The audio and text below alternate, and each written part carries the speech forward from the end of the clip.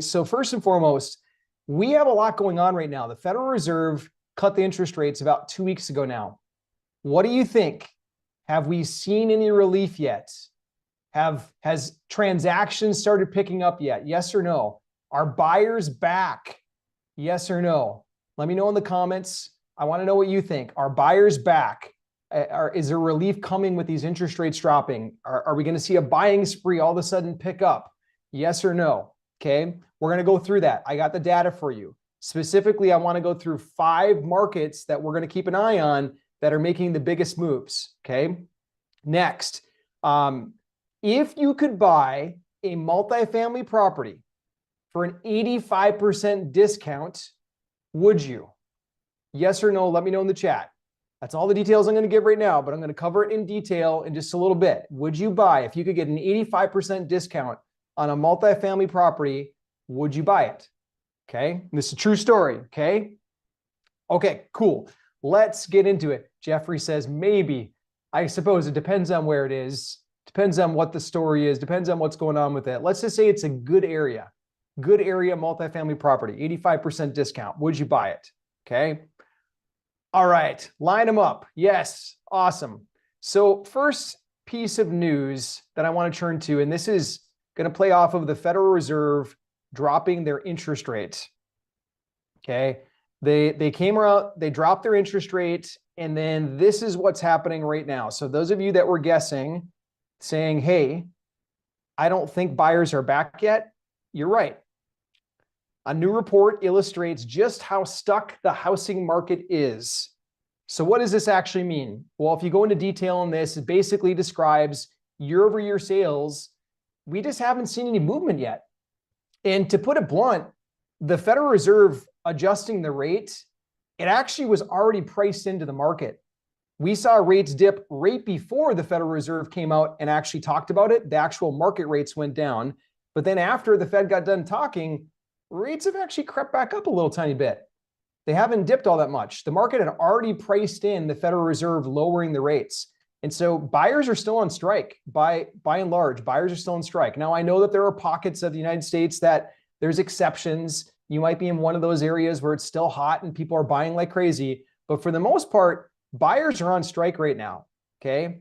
I got a phone call today on a killer deal, like a killer potential. I don't know if I'll have time to process this one. I'm not sure. I told him I'd get back to him tomorrow. I submitted an offer on this property roughly 6 months ago, maybe 7 months ago. And this is a little single family house. It's like a townhouse very close to where I live. And this particular one got damaged by the hurricane 2 years ago. And the seller basically just went in and gutted it and has left it ever since. And he thought that he would get top dollar for it, but he hasn't gotten top dollar. Now it's still sitting on the market. 2 years. 2 years later, it's still sitting. And the broker's calling me on it saying, hey, can you come and buy this one? Your cash offer is a great offer. Will you come and buy it? And I told her, I said, hey, I really appreciate you reaching back out to me, but just understand that my offer from 6-7 months ago, like the market's come to a standstill since then. It's just crickets out there. And she said, yeah, I know. What are you thinking? How much cash could you do? And I gave her a couple of scenarios and she said, okay, put them in writing for me. This particular one, I'll just be blunt on it. If I do submit a cash offer on it, it'll be for about half of what the seller is looking for, half of their current listed price. So it's interesting just to see how far the market has actually shifted, but that's what's going on in today's marketplace. Single families are starting to slow down. Okay. Now, next up, I want to talk a little bit about this deal right here. This is the Houston deal, 85% off. Those of you that were kind of saying, well, hey, maybe I would buy this, maybe I wouldn't. This is the 85% discount. This is a big office tower in Houston, Texas. The story on this one is this. This one was owned, it got purchased in 2018, maybe 2019, and they bought it for $176 million. You can see right here. They paid about $1.48 per square foot, $148 per square foot. And then after COVID happened, they lost tenants. The lender on it, which is Starwood, foreclosed at, I think it was $119 million. They got it at a big discount. And now what they were thinking of doing is going in and converting it to a multifamily property. abandoning its old existence as an office and instead making it multifamily. They were about to start going through the conversion process, and then they hit the brakes because they had a buyer for it. Buyer has since canceled the purchase agreement. So now it's back out there again. This puppy here, from its heyday back in its prime time, could be a massive, massive discount. Could be an 85% discount overall, whoever takes this one on. Now, I know that is massive, and we're all thinking like, hey, I don't know if I could actually swing the bat at a ball that big. But let me kind of downsize a little bit and just let you know where we're at in the marketplace. And this is probably, if you take nothing else from me today, pay attention to this part. The real estate market is divided into two big sectors. You have residential and you have commercial. Residential is what we started talking about. That's that single family house market. That's that stuff starting to slow down now. Commercial already happened. It already slowed down. The COVID-19 pandemic spurred offices to go into a big deficit. It also hit multifamily. You can see on this chart right here, multifamily have dipped twice in the last 20 years. One time was in 2009, and one time is right now. Like literally right now, multifamily is in the middle of its dip. I don't think it will stay there very long, but that's where it is right now. I think it's going to come out fast. And what we have to pay attention to is overall, like multifamily, it's driven by the net operating income, NOI. You get more rents, you keep expenses in line, or you reduce expenses, you have more income coming in, the property's worth more money. So what we're really watching is, where is the best place to boost rents? Where is the best place to have strong occupancy? Where is the best place we're going to be able to collect the most, even in the midst of a recession, if we happen to be going through one? They won't tell us now, but it'll be sometime later. And so we're paying attention to that. I'm going to come back to this slide in a little bit, but we're paying attention to that and we're watching it, okay? I'm also watching other multifamily property trade hands at deep discounts. This particular property was just built, new construction. They started it in 2021. The loan on it was for $207 million. This is in Maryland. And this just got bought by a short sale for $129 million. This is the kind of trades that are happening right now in the multifamily space. Massive, massive discounts. My guess is, I haven't done the math on this particular one, but my guess is you probably couldn't build it for $200 million today. It would probably cost a lot more than that. The one that we're going to talk more about today, this particular one, this one I already know. The cost to rebuild it, we estimate to be somewhere around $8 million if this had to be rebuilt. We're buying it for half that, like half of replacement cost. And so for folks, when I unveil this one in just a little bit, for folks that are looking for one of these killer home run deals, this is one of those. This is a deal that we happened to pick up because the seller on it took out short-term financing. The short-term financing didn't align with their usage of the property. They tried to convert it into something else outside of multifamily. And unfortunately, everything didn't end very well. And so we're stepping in and we're buying it now to make sure we take out the debt from under them. And we're getting it at a massive discount, about half of replacement cost. If deals like this are interesting to you, then what I'm going to encourage you to do is this. Sue, if you wouldn't mind just putting a link in the chat. And those of you that are following us on social media, if you want to jump on the line and talk to us about this property, buying it at half of replacement cost, you just put the word call in the comments, CALL, and our team will reach out to you. This particular one, we just got it. Like literally, it's been happening even just an hour before this call. I was on with the escrow agent and my partner, and we're finalizing the terms of it. And it's going to close really fast because of the nature of the sale. It's big discount. Lenders involved. There's a little bit of pain on the selling side. So we had to meet some pretty tight timelines. We started talking to this deal to our existing investor base, and we've already got $2.1 million committed for it. We're probably going to raise 3.5. That's about the total project we'll need for this one. And so there's not that much room left. If you're interested in talking to us about this, this is the kind of deal that we believe we'll be able to buy, finish renting it out, get it back to what it's supposed to be as an actual traditional multifamily property, and then we'll go to the bank and we'll do a cash out refinance. That's just a fancy word for, we're going to ask the bank to give us all of our money back. And when they give us the majority of our money back, we return it to our investors, and then our investors can ride along with us as long as we own this asset. Hopefully that's for life. And we'll keep kicking out dividend payments as long as we own this asset. If that's the kind of deal that might be exciting for you, then I'd recommend jumping on the line with us and we'll talk through it. I'll come back to this deal in just a little bit, though. We'll get into it. If you got questions on it, you can ask questions and things like that. But I want to cover a little bit more of the news as we go around. So what 5 markets, let's talk single family for a second. Which 5 markets do you think, maybe you can name one of them. Name one market that you think will be heading down over the next 12 months for single family houses. Name one market for me that you think is going to deplete in value, go down in value over the next year in the single family house market. Which market do you think it is? Sue says Florida. Jeffrey says Florida. Yeah, I think you could be right in a couple different spots.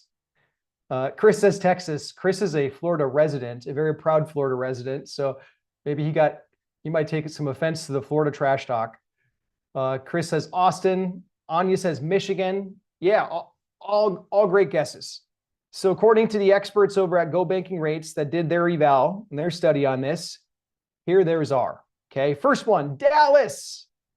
Dallas. Now, I would not have said Dallas on my list. I would have said Austin in a heartbeat because I already know we've been watching Austin. Even on this show, we've been talking about Austin for 9 months now.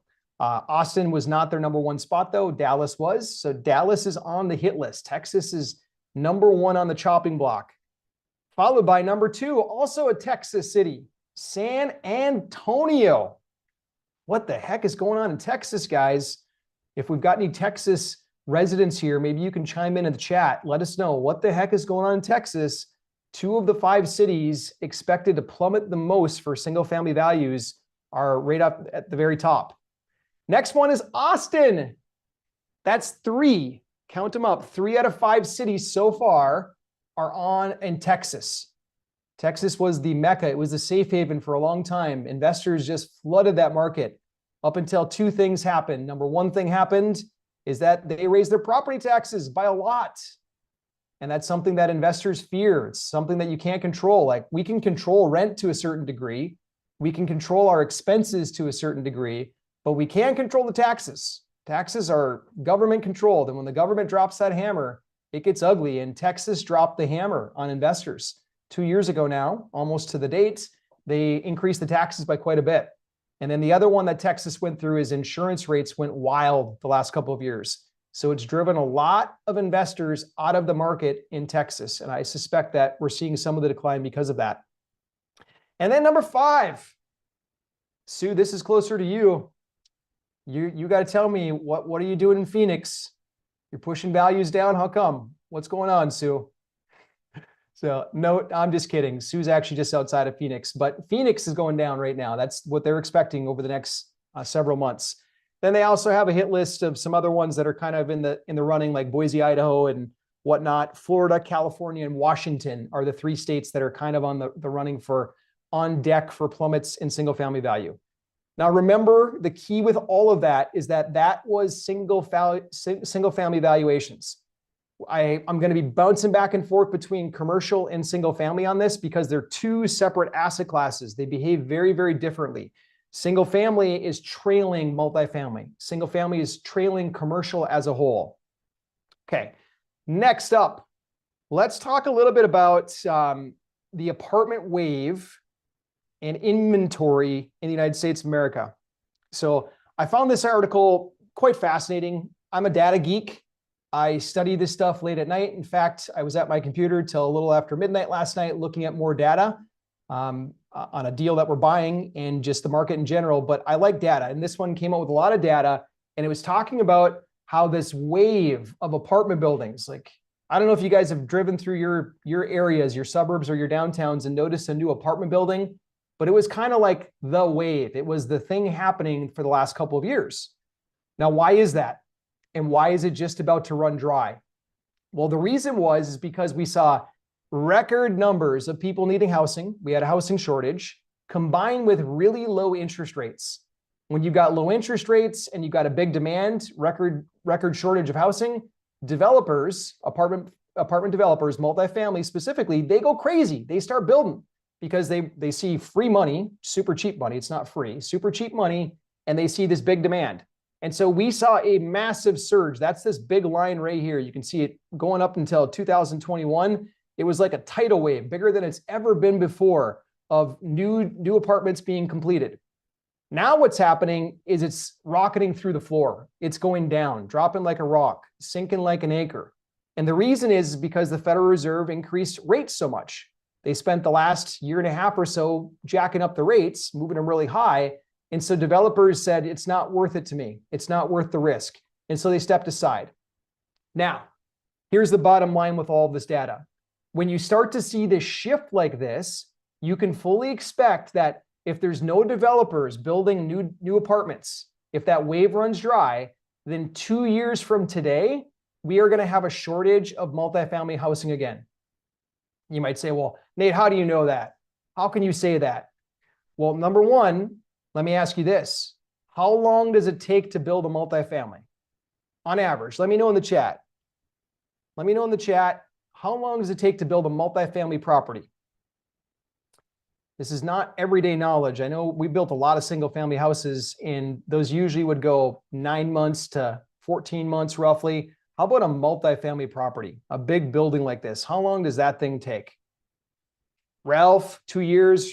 Rebecca's a couple of years. Yeah, spot on. And so 2 years from today, since we're in this lull of building new multifamily, 2 years from today, I suspect we're going to have a shortage of multifamily housing again. It won't be everywhere, but it's going to be in specific markets. And I want to teach you how to look for those markets, okay? The data on your screen right here, this is provided by CoStar. CoStar collects data for the multifamily industry, and they're amazing. They've got a good platform. But I want to zoom in specifically to these top two. We're not going to talk about office so much. We won't talk about retail, but these top two. If you see a dot that goes closer to the right-hand side versus the left-hand side, what that means is that vacancy is higher than normal. This line in the middle is equilibrium. So every time we start to see dots drifting over to the right, it means that vacancy is fairly high. And I'm going to call this out because we just talked about the city. Austin, Texas is the furthest dot to the right for vacancy right now on multifamily property. And then if you instead flip to the other side where it's the least amount of vacancy, Chicago, Illinois is on the left-hand side of this. New York City is on the left-hand side of this. And so that's kind of how this works. Right now, because of all the new construction that's being delivered or was delivered over the last couple of months, we're going to see vacancy, or we're going to see higher than normal vacancy numbers in multifamily. But what do you think will happen in 2 years when there's no new product hitting the market? If we go 2 years with no new apartment buildings hitting the market, what happens to vacancy rates? It starts to trend down. And so we're paying attention and we're watching these cities specifically. We're watching these ones like right now, if you can buy a deal, knowing that you might have a little bit of vacancy coming in right now, but 2 years from today, there's no new deliveries coming, you might find yourself on this left-hand side of the graph. And that's really what you want. And so we're watching, like this chart right here, this is showing us vacancy rates by city or by metropolitan area. We're watching these markets, we're paying close attention to it so that we know where the inventory is going to be needed, where the product will actually be needed. So pay attention to that as we go. Okay, so we talked about the 85% discount property. I'm going to move forward then, and I'm just going to sum it up with this, and then I'm going to switch over to some teaching sections. So the deal that I mentioned earlier, this is a property in good old Tennessee, a great, great place to own real estate. And this particular one, I'm not going to go through all the details right now because it's semi-confidential, but if you want to get details on it, we'll give you the whole due diligence folder on a private call.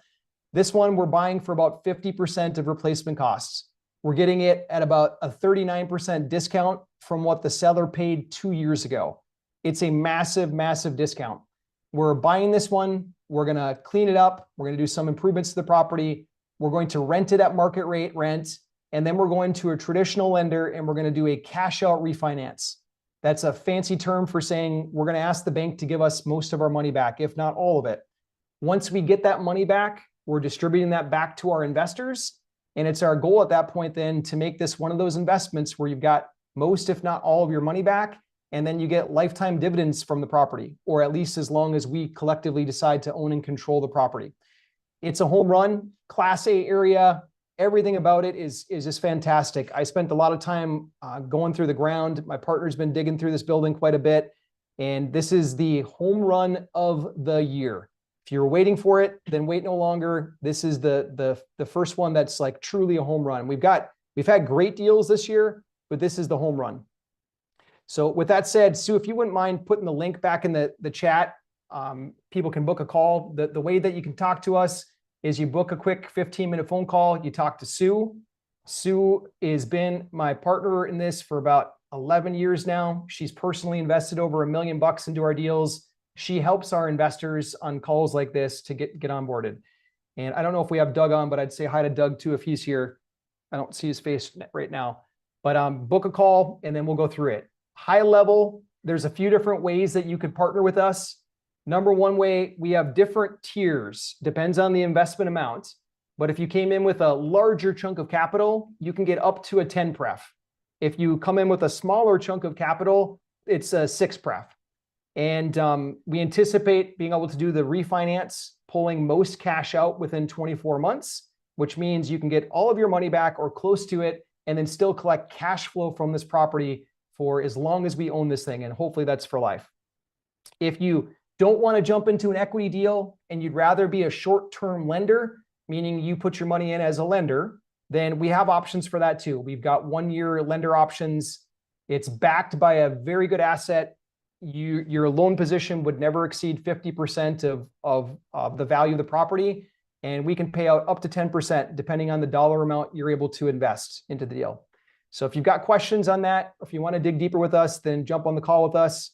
We have room for 3.5. We already have 2.1 committed. The next 3 or 4 days, the rest of it will be taken up, is what we firmly believe, God willing. So that's the deal. Okay. Oh, Doug's here too. So if you jump on the call with us, it'll be either with Sue or with Doug. They're both here right now. Doug is an amazing guy. He's been knocking down some pretty darn killer deals himself. So you can talk with either Doug or Sue, but jump on that link, book a call with us. Okay, I'm going to flip over. Sue, did I miss anything that I should have said? You were asking me all the tough questions earlier. It's just such an awesome deal. I wish I had more money. Nate, cool. You got to pay me in advance and then I could invest too. There we go. I like it. I like it. Awesome. Okay, let me flip over to a teaching segment. So Steve's not here right now, but he said, Nate, you got to teach one part that everybody keeps asking about. And that's on how to do due diligence on properties like this. So we just got done doing this in full, and I want to show you, I'm not going to go through all this and bore everybody for a half hour, but I want to go through the important factors, okay? Properties like this are valued off of their NOI, net operating income. And so at the end of the day, your lease numbers and your expense numbers are the most important thing. So how do you know you're actually going to be able to achieve that? Well, we went on site and did a site visit. So we were actually on site. We went through all of the neighboring properties. We did little basically secret shopper and got to know the area. We went to the restaurants. We interviewed the servers. Like we really dug in. The place that we booked a little Airbnb that was 1.5 blocks from the property. So we could go there during the day. We could go there during the night. And I want to pull up I'll pull up the night video for just a second. I'm not going to do the volume on it though, but I'll scroll through it. You can see like literally a night tour happening because the true colors of a property tend to come out at night. Okay.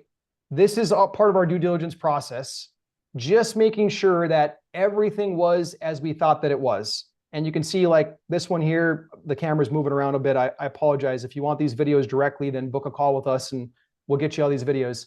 But you can see going through the parking lot, even at night, there's not parties going on. There's not riffraff in the parking lot. And this one happens to be a closed gate community, so you can't really get much of that anyways, but you still want to know that. You still want to dig deep and dive into it, okay? And currently, where we're buying this one is at about 50% occupancy.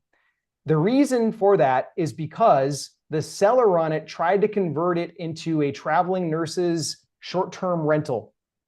And unfortunately, that business plan didn't stick. It didn't go very well. And then they recently started to try to convert it back into a multifamily property. And we're stepping in now. They ran out of time, unfortunately, with their loan, and it is what it is, but we're stepping into it. So we're going to take it back to a traditional multifamily property. So back to the most important factor, it's your NOI. What is your NOI? Today we're buying at 206, $206,000 net operating income. 2 years ago, this property was performing at over $500,000 in net operating income as a traditional multifamily property. So we're not going to reinvent the wheel. We're not going to have to do anything like that. We're just going to go back to what it looked like successfully 2 years ago.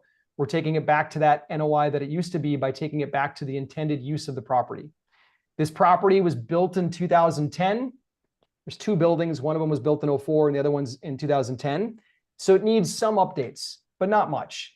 It's got beautiful community space. It's got floor to ceiling glass windows in the high-rise loft area upstairs. That's common area space. Like, it's a gorgeous property, but being built in 2010, you still need to go in and do some love to it. You need to paint. You need to do countertops. You need to do appliances, things like that.